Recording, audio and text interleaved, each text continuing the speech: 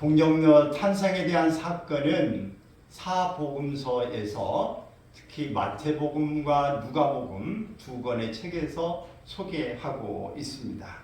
요셉과 마리아는 아직 결혼한 관계가 아니라 정혼한 상태에 있습니다. 그런데 뜻밖에도 마리아가 성령으로 잉태되었습니다. 이때 요셉이 고민하는 모습을 보게 되어집니다. 성경은 1장 19절에서 이렇게 이야기합니다. 시작. 그의 남편 요셉은 의로운 사람이라 그를 드러내지 아니하고 가만히 끊고자 하여. 여러분 얼마나 이 마음이 참 고심이 깊겠습니까? 지금도 약혼을 했는데 이 약혼녀가 임신을 했어요. 그것을 그 당시 뭘 어떻게 해석할 수 있겠습니까? 지금 미혼모가 아이를 출산하게 되었을 때도 얼마나 당황스럽고 이 문제를 어떻게 해결할 수 없어서 미혼모인 대로 이렇게 거처를 옮기기도 하고 아이를 낳아서 버리기도 하고 이런 일들이 이제 질병이 일어나고 있는데 이 예수님 당시에 이 상황은 상상할 수 없는 일입니다.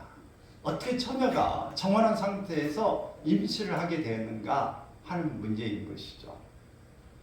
이것은 그 여인은 음란하다고 해서 돌로 쳐서 죽이는 일인 그것은 당연한 일이었습니다. 그리고 요셉은 이해할 수가 없는 상황이었어요. 그러나 요셉은 의로운 사람이라 이 마리아와 조용하게 이제 정혼을 없는 것으로 이렇게 하려고 했다. 부정한 여인이라고 바뀔 수 없는 이 요셉의 고민의 최고의 선택인 것이었죠. 이것은 동정녀 탄생이 단순한 사건이 아니라 얼마나 중요하고 역사적인 사건이었는가를 설명해 주고 있는 것입니다. 이 성경에 보면 임신할 수 없는 여인이 임신한 사건에 대한 이 4가지 사례를 보여주고 있는데 먼저는 이삭입니다. 창세기 18장 11절에서 14절에 나오는 이삭 사건인데 이삭이 태어나기 전 아브라함의 나이는 99세였습니다. 그리고 사라는 89세였죠. 이 나이에 이삭이 태어나려고 하는 하나님의 약속을 받으면서 도무지 믿겨지지 않았습니다.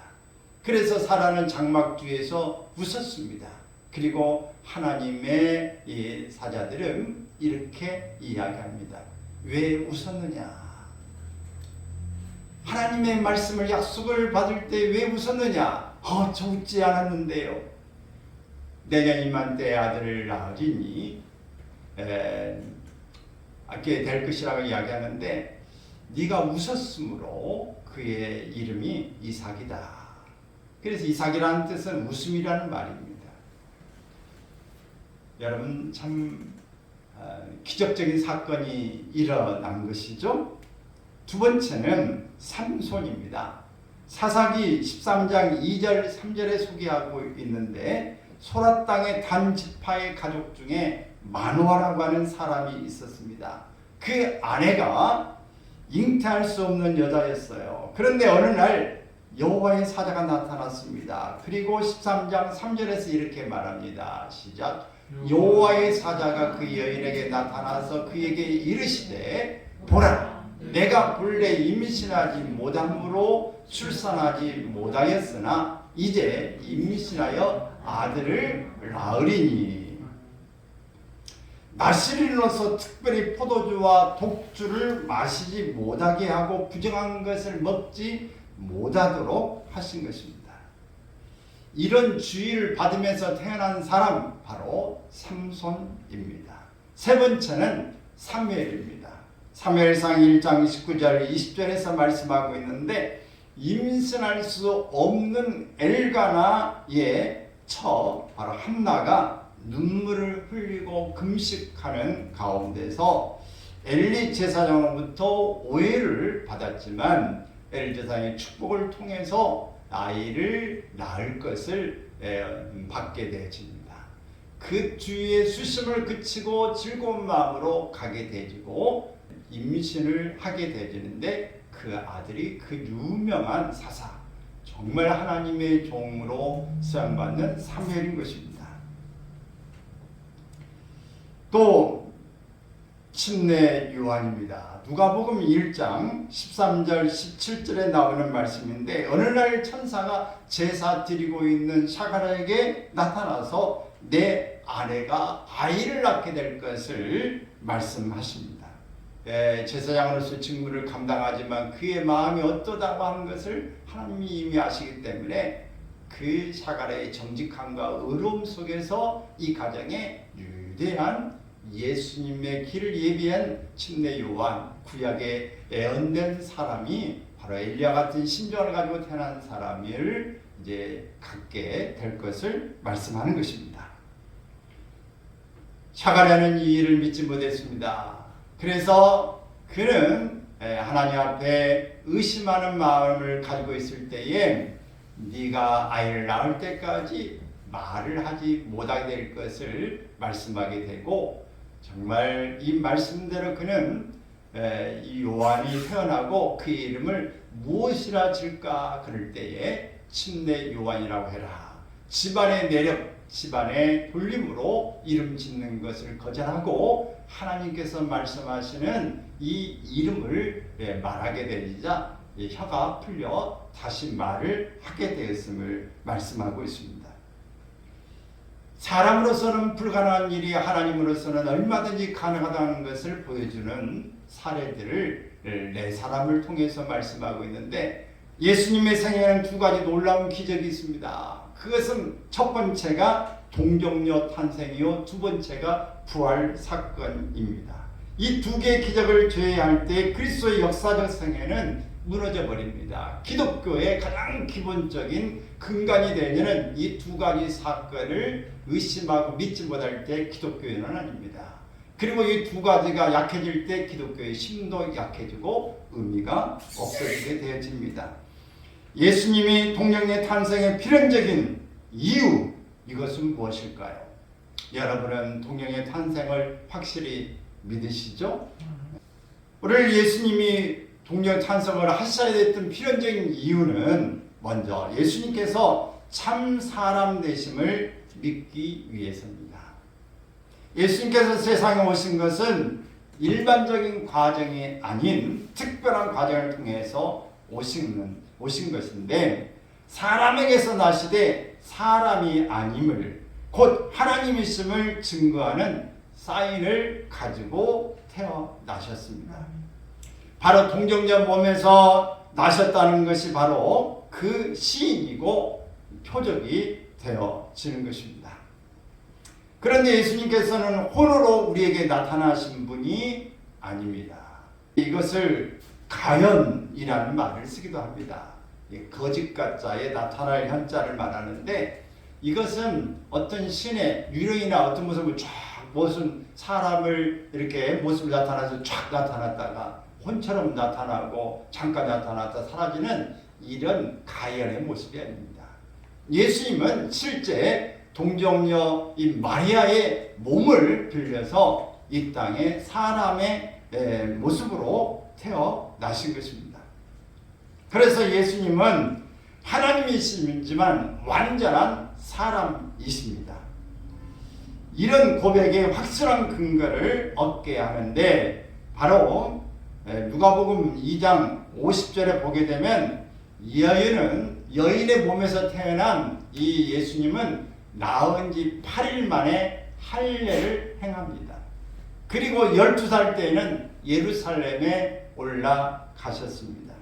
지혜와 몸과 키가 자랐다고 표현하고 있습니다. 그리고 사람들과 하나님께 사랑을 받았더라, 은혜가 그 위에 있더라, 이렇게 표현하는 것입니다. 사도 바울은 빌립보서 2장 6절 8절에서 이렇게 말씀합니다. 시작. 그는 근본 하나님의 본체시나 하나님과 동등됨을 취할 것으로 여기지 아니하시고 오히려 자기를 비워 종의 형체를 가지사 사람들과 같이 되셨고 사람의 모양으로 나타나사 라고 이야기합니다. 즉 예수님은 하나님이시다 라고 말씀하는 것이죠. 그러나 하나님이 인간의 몸을 통해 오셨는데 일반적인 방법이 아니라 특별한 방법으로 바로 동정녀 탄생이었다 하는 것입니다. 예수님이 하나님이시므로 동정녀 탄생이라는 특별한 과정을 택하심을 믿는 것이 바른 신앙입니다. 똑같이 사람의 이 결혼을 통해서 정자와 난자의 결합이라고 한다면 특별한 사항이 아니죠. 그리고 이것은 신이라고 볼 수가 없습니다. 그러나 이것은 사람의 인자 DNA가 아닌 성령으로 잉태된 특별한 사건이다. 동정녀 이 여인의 마리아의 몸만 빌려서 태어난 것을 이야기하는 것입니다. 여러분 동정녀 탄생을 확실하게 믿으시죠? 두 번째는 하나님의 말씀을 이루시기 위해서입니다. 참 사람 되심을 믿기 위해서만 아니라 하나님의 말씀을 이루기 위해서 성경은 메시아의 동정녀 탄생에 대해서 애를 하고 있습니다. 만약 예수님께서 처녀의 몸에서 탄생하지 않으셨다면 하나님의 모든 약속의 말씀은 거짓이 되어지고 맙니다. 민수기 23장 19절의 말씀을 보면은 시작. 하나님은 사람이 아니시니 거짓말을 하지 않으시고 인생이 아니시니 후회가 없으시도다. 어찌 그 말씀하신 바를 행하지 않으시며 하신 말씀을 실행하지 않으시랴. 마태복음 1장에도 보면 천사가 예수님의 동정녀 탄생의 위대한 사실을 선포하면서 이렇게 말씀합니다. 마태복음 1장 22절에 있는 말씀 시작. 주께서 선지자로 하신 말씀을 이루려 하심이니 즉 구약에 약속하신 그대로 끝에서 이루려 하셨다는 말씀입니다. 이 말씀은 구약의 이사야 7장 14절에 있는 말씀을 이루는 것입니다. 시작. 보라, 처녀가 잉태하여 아들을 낳을 것이요 그의 이름을 임마누엘이라 하리라. 이사야 선지자의 예언을 성취하기 위해서 동정녀 탄생의 말씀이 이루어진 것입니다.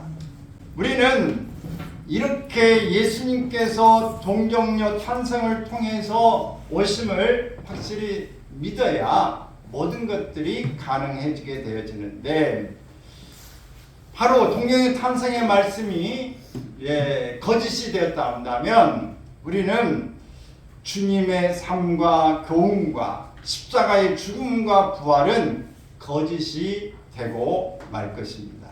동정녀 탄생의 예언대로 이 땅에 오신 예수님은 성경대로 오셨고 또 반드시 성경대로 다시 오실 줄로 믿습니다. 재림하실 것에 대한 말씀입니다.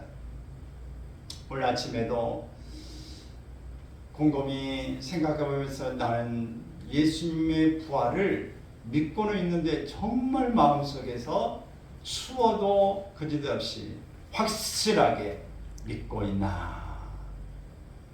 믿고 있다.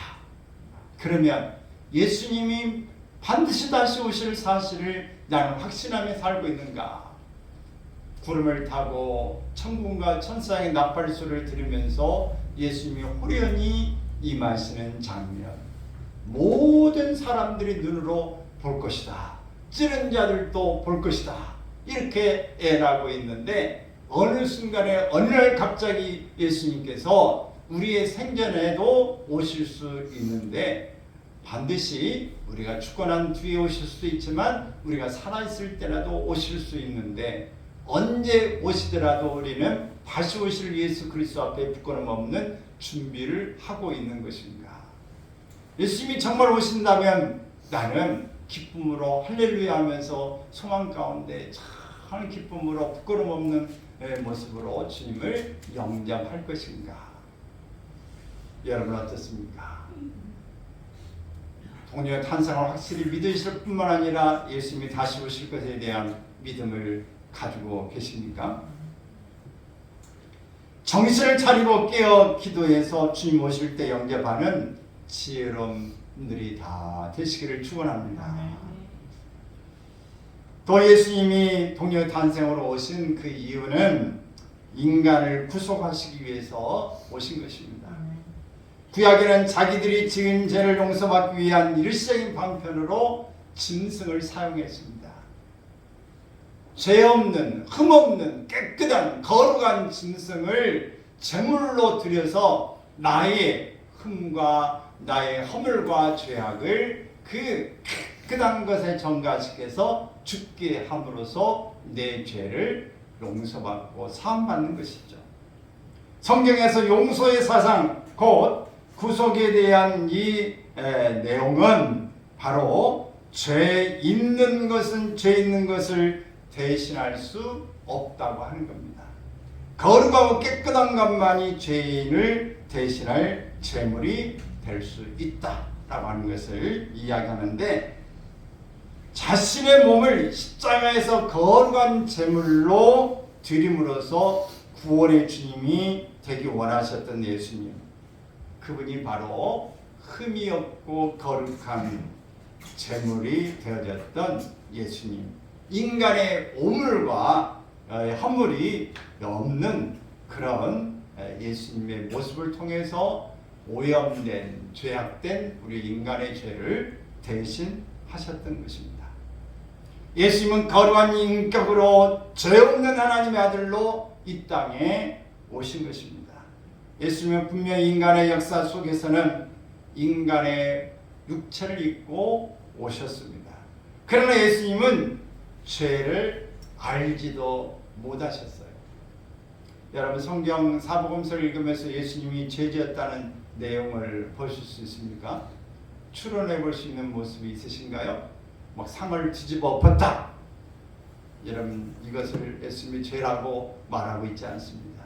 하나님에 대한 열심, 성전에서 하지 말아야 될 것을 하고 있는 인간의 그 오욕, 인간의 그 욕심을 가지고 있는 것을 다 쫓아내시고 상을 엎었다는 말씀입니다.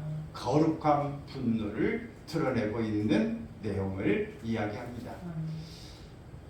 오늘 바리새인들의 위선과 그 하나님 앞에서 의롭다고 여기고 있는 그들의 모습을 보면서 그들의 거짓된 교훈을 말하면서 그들을 책망하는 모습, 독사의 자식들아 라고 이야기하는 것입니다.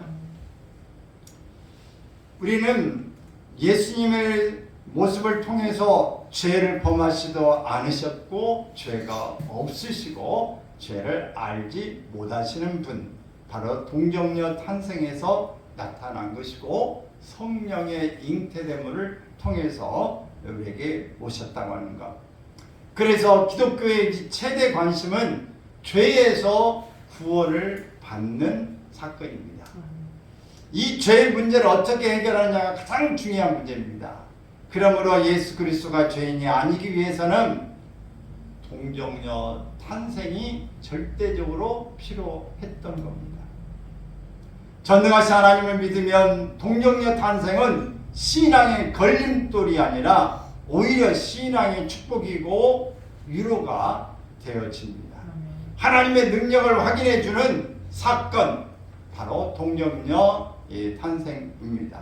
우리가 부활을 믿는 것 같이 동정녀 탄생도 믿음으로 받아지는 여러분이 되어지기를 바랍니다. 기독교의 꽃이자 가장 중요한 예수 그리스도의 탄생과 부활 중에 탄생이 믿어지고 확신되어질 때 우리의 삶은 감사와 진지한 헌신과 소망 가운데 부활을 바라볼 수 있는 것입니다. 여러분, 우리 모두에게 이 동년 탄생의 기쁨이 넘쳐나기를 바랍니다. 안경선 선교사님, 혹시 보신 분은 기억나실지 모르겠습니다. 그분은 손양원 목사님의 손자입니다. 그리고 손양원 목사님이 양자로 삼아주었던 안재선 목사의 아들입니다. 이 스토리를 감상하는 가운데에 손양원 목사님은 세 가지 정신을 가지고 있었는데, 첫 번째는 저항정신, 일제강점기에 6.25 때에 교회를 지키고 피난 가지 않음으로 죽임을 당했던 이런 저항정신을 가지고 있습니다. 또 용서와 사랑의 정신입니다. 두 아들, 이 동인과 이 동신 두 아들을 죽인 바로 안재선, 그를 양자로 삼은 사건입니다. 바로 용서와 사랑, 그래서 사랑의 원자탄이라고 하는 영화가 제작되게 되어지는데, 하나가 아닌 둘이나 죽였고 그 자식을 용서하는 것으로도 부족하여 양자로 삼았다. 그 다음에는 일사각오입니다. 주님처럼 살자, 죽을 각오를 하고 주님처럼 살자고 하는 모습이었습니다. 근데 이 안경선 이송회사님, 바로 이 손자의 간증을 통해서 용서와 사랑은 얼마나 어려운 것인가. 여러분, 용서와 사랑 쉽습니까? 어떤 것이든 우리는 지금까지 살면서 사랑을 받아왔습니다. 그리고 또 살아가면서 사랑을 베풀어야 될 대상이기도 합니다. 그러므로 주님이 이 가르친 기도 가운데서 똑같이 말하고 있습니다. 우리가 다른 사람의 죄를 용서한 것 같이 우리 죄를 용서해 주세요. 용서를 해야 하고 용서를 받아야 될 사람이다. 사랑을 받으려야 될 사람이고 사랑을 베풀어야 될 사람이다. 두 가지를 다 가지고 있는 것입니다. 손양원 목사님, 두 아들을 죽인 사람을 용서하고 양자로 삼았습니다. 그런데 오늘 이 손양원 목사님의 고심이 물론 얼마나 기뻤겠으며, 그러나 하나님의 말씀대로 해야 된다고 하는 것을 가지고 가족을 설득하면서 그렇게 살았습니다. 그리고 48세에 순교를 당했습니다. 그리고 그 양자로 삼았던 안재선 이 목사님도 목사가 돼야 된다라고 해서 결국은 48세 똑같은 나이에 세상을 떠났습니다. 그런데 이 안재선 이 목사님, 이분은 죽을 때까지도 죄책감에 시달리면서 괴로워하다가 세상을 떠났다고 합니다. 목사가 되었지만, 양자가 되었지만, 용서가 되어졌지만, 그러나 그의 마음에는 죄책감에서 벗어날 수가 없었다고 하는 것입니다. 그리고 손양원 목사님은 용서하고 세상을 떠났지만 그의 가족이었던 사람들은 그 마음에 정리되지 않은 고통을 가지고 살았음을 이야기합니다. 손양원 목사님의 이 사모님은 두 아들을 죽은 동인은 24살 교회 성가대치를 했던 아들이고, 18살 이 동신은 바로 고등학교에 다니고 있었다고 하는데, 두 아들이 죽고 난 뒤에 너무 괴로워서 어떤 데는 바닷가에 가서 내가 죽겠다고 참 마음을 추스릴 수 없는 상황이 있기도 했다고 합니다. 용서한다고 하는 것, 사랑한다고 하는 것이 얼마나 어려운가를 말해주고 있습니다. 그래서 이 손양원 목사님의 사모님 정양순 사모님이 세상을 떠나기 전에 안재선 목사님을 양자를 불러서, 아들아, 내가 그동안 너무 힘들었다. 그러나 내가 다 너를 용서한다. 이제 편안히 살아라. 이렇게 하고 이제 그 사모님이 양아들을 불러놓고 유언하면서 다 풀고 울고 삶을 정리했다고 합니다. 안재선 목사가 48살 때에 세상을 떠날 때가 가까워지자 그의 막내 여동생이었던 바로 손동희를 권사를 불렀습니다. 불고 동희야, 날 용서해다. 난 지금까지 살면서 죄책감에 한 번도 편할 날이 없었다. 내가 이제 천국에 갈 때가 가까워지는데 천국에 가면 네 오빠 동인과 동신에게 내가 잘못했다고 사죄를 청할 것이다. 그러니 이제 너도 나를 용서해 주면 안 되겠니?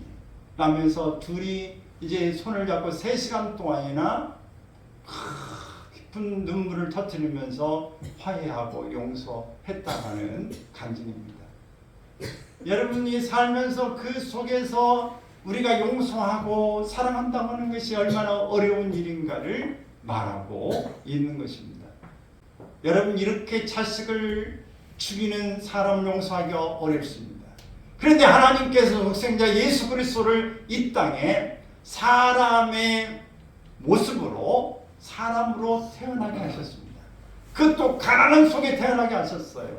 그리고 모진 고통과 조롱과 모멸을 당하면서 침뱉음을 당하고 채찍에 맞고 가시면류관을 씌우고 이제 십자가를 치고 가게 한 사건입니다.